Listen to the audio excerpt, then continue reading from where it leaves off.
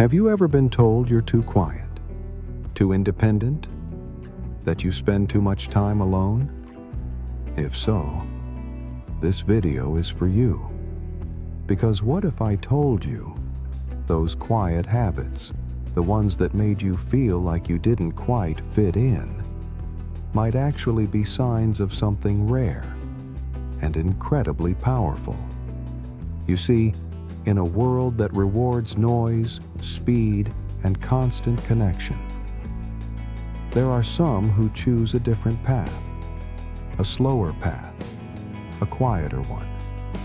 Not because they're broken, not because they're lonely, but because they've grown into something most people never even reach: inner peace.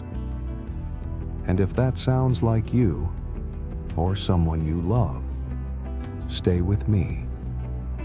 Today, we're going to explore 7 powerful personality traits commonly found in seniors who enjoy solitude, and how those traits can lead to a longer, healthier, and happier life. And while others may see solitude as a weakness, by the end of this video, you may come to see it as your greatest strength. So before we dive in, I invite you to subscribe, turn on the bell, and comment below if you've ever felt this way. Because this community, it's made for people just like you. Now, let's begin. Trait 1. Deep thinkers. They don't just live life, they try to understand it. Some seniors don't just move through the day, they feel their way through it, quietly, deeply, intentionally. They're the ones who sit with their thoughts instead of running from them. They don't just watch the news, they wonder how history will remember it. They don't just hear what you say, they ask themselves why you said it. Let me tell you about Clara, age 76. She spends her mornings by the window with a journal and a cup of peppermint tea. She doesn't scroll. She doesn't rush.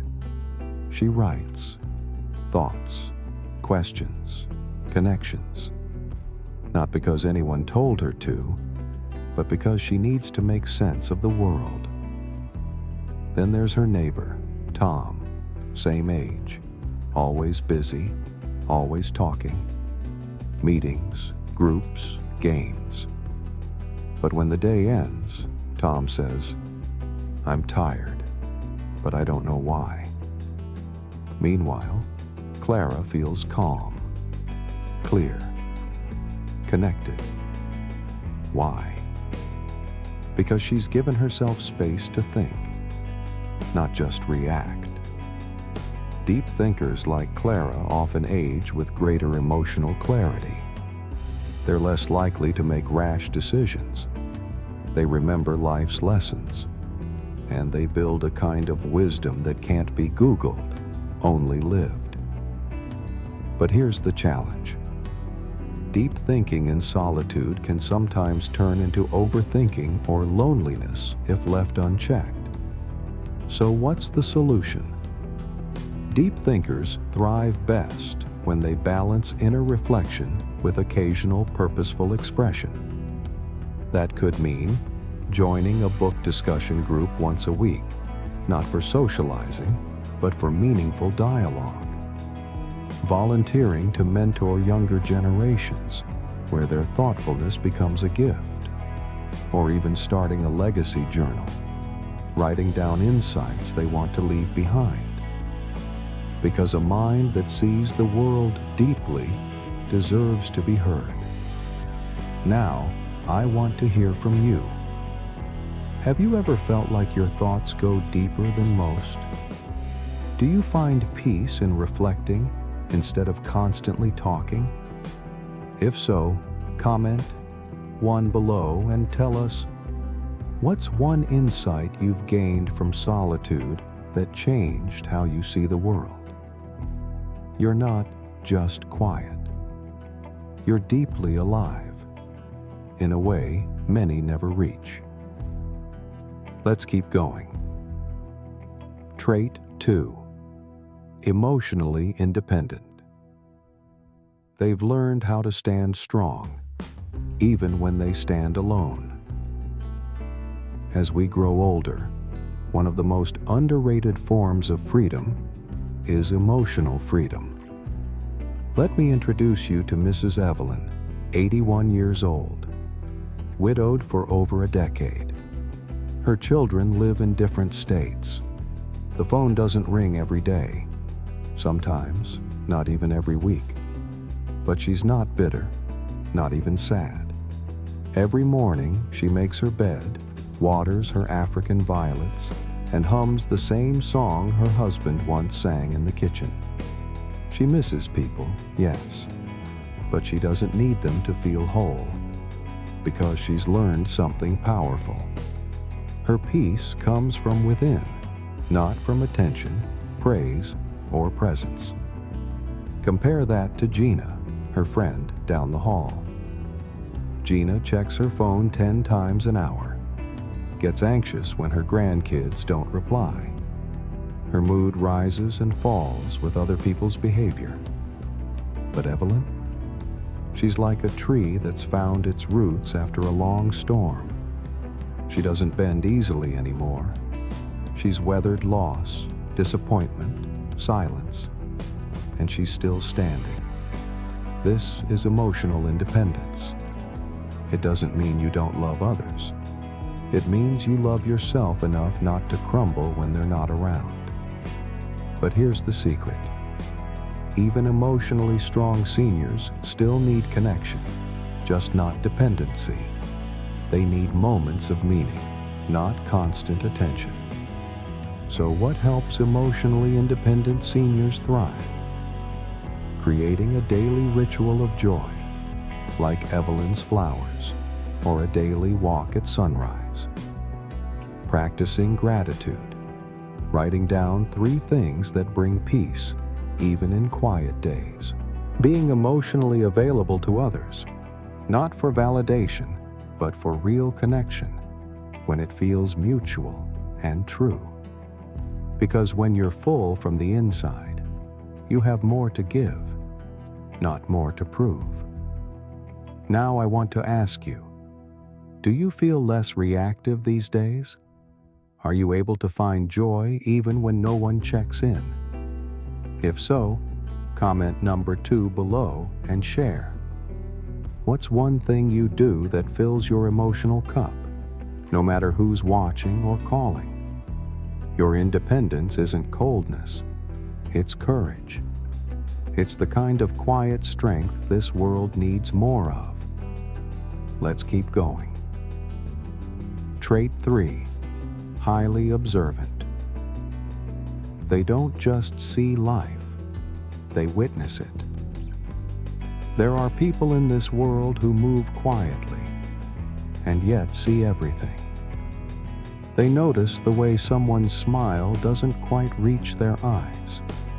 They remember the sound of a loved one's laughter, not just the moment, but the feeling it left behind. They sense tension in a room before a single word is spoken. They're not trying to be detectives. They're not eavesdropping. They're just present, so fully present that nothing escapes them. Take Walter, 79. He rarely interrupts. He rarely speaks first. But he remembers what you wore the day you shared hard news. He noticed when the neighbor's dog stopped barking, and 2 days later brought over flowers. To most, Walter is just quiet. But behind those still eyes is a mind that records life like a poet, a heart that beats in rhythm with the subtleties others miss. While the world rushes, scrolls, shouts, Walter watches, not to judge, but to understand. Highly observant seniors are not aloof. They're tuned in.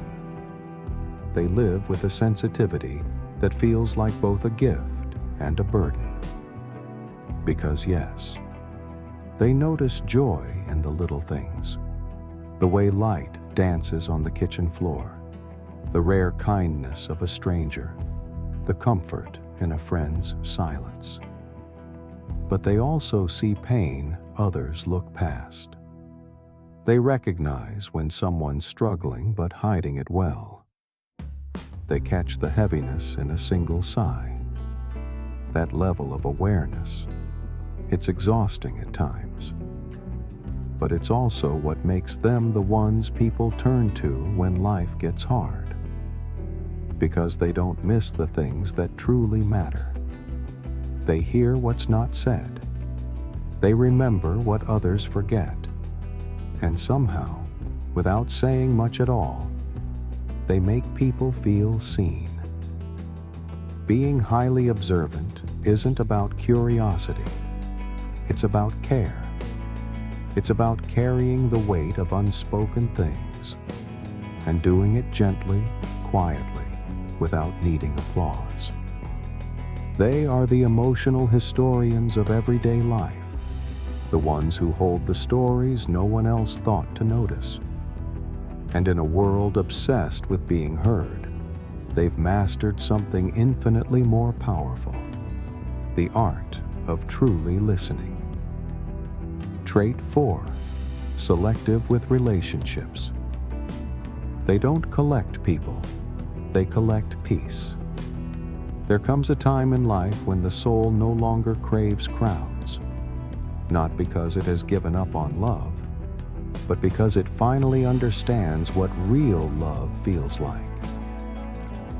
It's no longer about how many birthdays you're invited to, how many texts you get in a day, or how many people call you their friend. It's about who shows up when your heart is heavy and you've said nothing, who listens without waiting to speak, who stays when there's nothing in it for them. Take Margot, 83. In her younger years, she was everywhere. Every dinner party, every wedding, every neighborhood committee. Her phone never stopped ringing. But now, she spends most evenings in her sunroom, a warm blanket over her lap, waiting not for noise, but for meaning. She sees through people faster now. The flattery, the small talk, the obligations dressed up as friendship. And so she's become selective, not cold, not rude, just wise enough to know that not everyone deserves a front row seat in her life. Because she's learned, often the hard way, that being surrounded by people can be lonelier than being alone. So she chooses depth over volume. She'd rather sit in silence with someone who truly sees her than chat for hours with someone who never asks how she really feels. And those she does let in, they are few, but they are precious. The kind of people who remember her favorite flower. The kind of people who ask about her husband, gone 10 years now, not out of pity, but because they know she still talks to him in the garden sometimes. To be selective with relationships isn't to be hardened. It's to be softened in a way that only time, heartbreak, and healing can do. It's the quiet act of protecting your own peace, of saying, I've lived too long to entertain people who make me feel small. And that kind of boundary, that kind of grace, it doesn't push people away. It draws the right ones closer. Trait 5, creatively inclined. Their solitude isn't emptiness, it's a studio. Some seniors don't need noise, applause, or even an audience. They just need a quiet space, and something beautiful begins to bloom. Meet Mr. Langston, 80 years old. Most people see an old man sitting in a small shed behind his home. But step inside and you'll find tiny model ships, each hand-painted, each with a name etched in cursive beneath its wooden hull. One is named after his late wife, another after a poem he wrote but never showed anyone. He doesn't call himself an artist. He doesn't post photos of his work. In fact, he hides most of it in drawers and boxes, like memories too sacred for the world. But inside that solitude, his imagination dances. He remembers the smell of the sea from childhood. He hums songs his mother sang while ironing. And in the stillness, he builds entire worlds from fragments of memory and wonder. Creative seniors are often misunderstood. They don't always paint canvases or write novels. Sometimes they rearrange the living room 3 times in a day, just to make the light hit differently. They cook meals with strange spices because it reminds them of a place they once dreamed of going. They hum in the kitchen. They talk to birds. They build things no one asked for and love them anyway. Their creativity isn't loud. It's gentle, intimate. A sacred rebellion against boredom, against stillness that threatens to become stagnation. And this is what makes them alive. In a world that tells older people to slow down, their minds are still racing, not with anxiety, but with possibility. They dream in silence. They remember in color. And while others may call it just a hobby, for them, it's survival. It's the way they breathe beauty into days that might otherwise feel too quiet. They don't create to impress. They create because something inside them refuses to settle into silence without a song, a stitch, a sentence, or a spark. So the next time you see someone knitting by the window, carving in the garage, humming to themselves in the grocery aisle, don't overlook them. You might be witnessing someone mid-miracle. Trait 6. Strong self-discipline. No one's watching, and yet they still show up. There's a quiet kind of strength that never seeks attention. You won't see it in applause. You won't find it on display. But you'll feel it in the way someone folds a towel just so, or places their shoes neatly by the door every single night, without fail. Let me tell you about Mr. Ellis, 84. He wakes up every morning at 6:15. No alarm clock, no reminder, just rhythm. He stretches slowly, makes his bed, boils 2 eggs, and reads a psalm, the same one his father read before him. Nobody tells him to do these things. No one even knows he does them. But Ellis knows, and that's enough. Because for people like him, discipline isn't about control, it's about dignity. It's the way he reminds himself, I'm still here. I still choose how this day begins. Years ago, Ellis was a caregiver for his wife as her memory faded. Through the hardest days, when she didn't remember his name, he still rose, still brushed her hair, still whispered, "Good morning," like he had every day for 52 years. That's the thing about self-disciplined souls. They don't wait for the world to be easy before they act with care. They don't need motivation. They rely on values. They are anchored, even when the tides of life pull hard. And now, though she's gone, Ellis still keeps the same breakfast schedule, still walks around the block at 4 p.m., not because it's required, but because it's sacred. These routines aren't mindless habits. They're quiet rituals. They're proof that consistency in a world so full of chaos can become a kind of peace.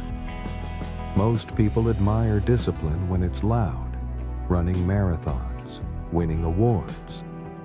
But there is something far more profound about the kind of discipline that doesn't need to be seen to be real. Like remembering your pills every night. Like flossing your teeth because you promised yourself you would. Like praying, stretching, journaling, even when no one else notices. That kind of self-respect, that quiet follow-through, that's where real freedom lives. Trait 7. Spiritually grounded. They no longer search for answers.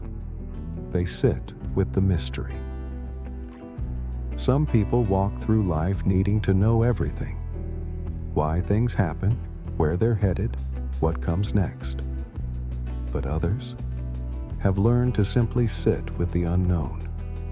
And there's a kind of peace in that, a kind of wisdom that doesn't scream or demand. It just is. Take Eleanor, 86. She's not religious in the traditional sense.